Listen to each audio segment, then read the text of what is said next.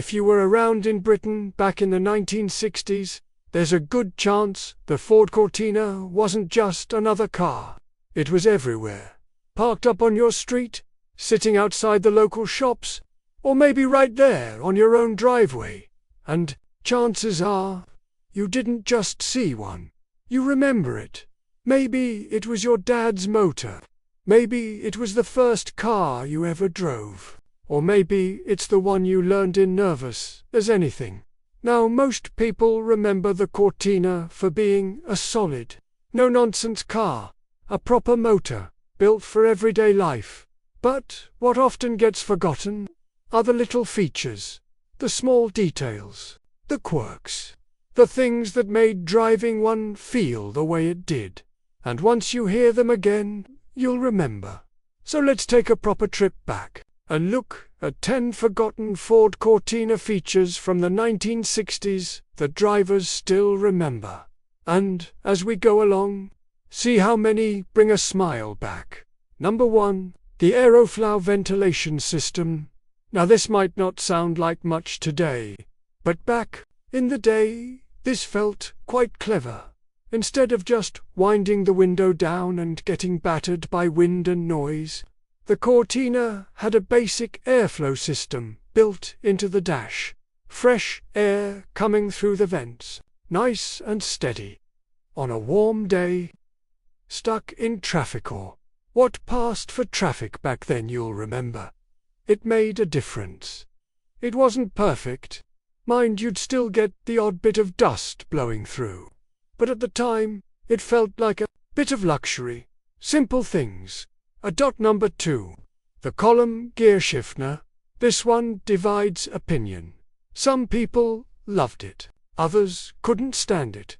Instead of your gear stick on the floor, it was up on the steering column.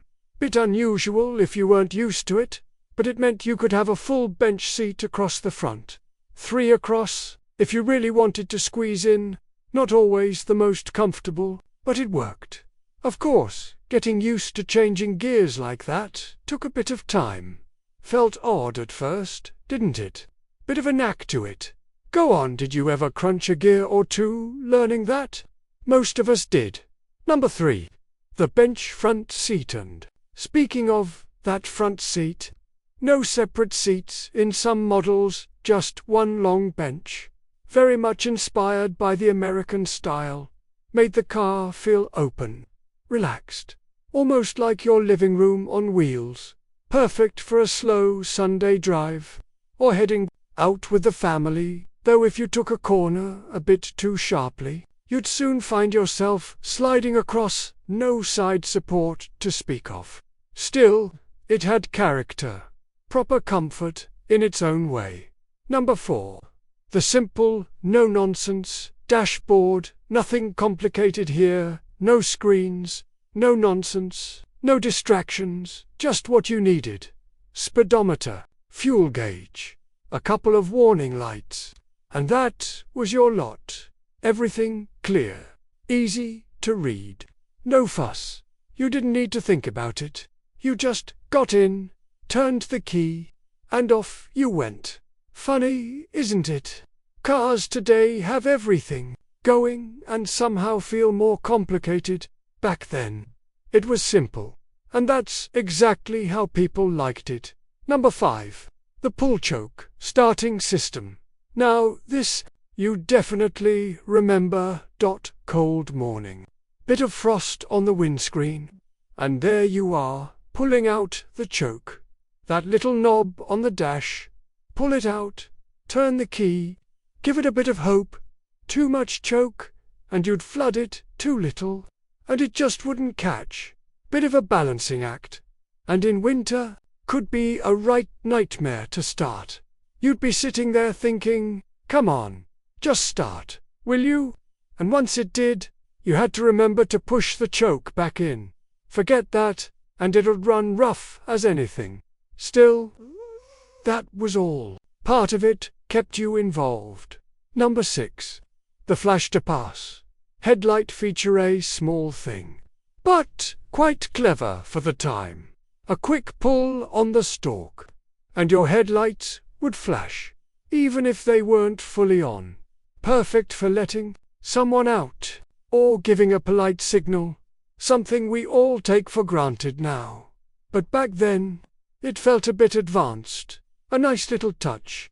Number 7. The lightweight build now, compared to modern cars. The Cortina felt light. You could tell the moment you drove. It didn't take much to get going. Handled nicely too, especially around town. A cracking little car for everyday driving. Of course, being that light meant you felt the road more. Every bump, every dip, and on a windy day, you knew about it. But it also made it easier to handle, easier to fix. And for a lot of people, it was their first proper motor.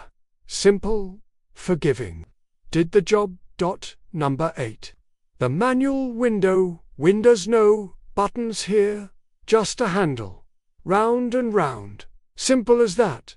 And to be fair, they always worked. No electrics to go wrong. Though if you had someone in the passenger seat, you'd hear it. Can you wind mine down a bit? And you'd be reaching across while driving. Not ideal, really. Still, everyone managed. And there was something oddly satisfying about it. Proper, hands-on driving. Number 9. The basic heater controls heating. Wasn't exactly top of the range. Few sliders, maybe a knob or two. And that was it. You'd adjust it, wait a bit, see what happened. On cold mornings, it took its time. Sometimes one side felt warmer than the other, and you just got on with it. But when it finally warmed up, you appreciated it, especially on those freezing mornings. You'll remember that first bit of warm air kicking in. Lovely. Number 10. The boot space that seemed endless. One thing the Cortina did well. Space. The boot was bigger than you'd expect. Plenty of room for shopping, luggage, or whatever you needed to chuck in there.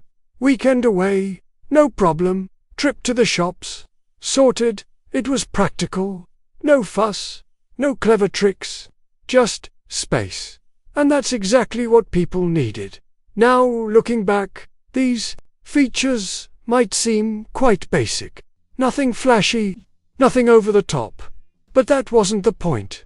Back then, it was about reliability, simplicity, and getting on with things. The Cortina wasn't trying to impress anyone. It just worked, day in, day out.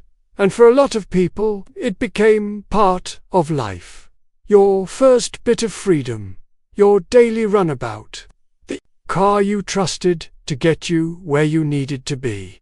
And funny enough, it's those little things, the quirks, the habits that stay with you. Not the specs, not the numbers, but how it felt. Now I'd love to hear from you. Did you ever own a Cortina? Or was it someone in your family? What do you remember most about it? Was it reliable? Or did it give you a few headaches? Go on, let me know in the comments. I always enjoy reading your stories, and there are some brilliant memories shared here. And if this brought a few things back you hadn't thought about in years, give it a like. It helps more people find these memories and keeps them going. And if you fancy more of this, proper trips back to how things used to, subscribe. There's plenty more coming your way. Because at the end of the day, cars like the Cortina weren't just about getting to be part of your life. And that's something worth remembering.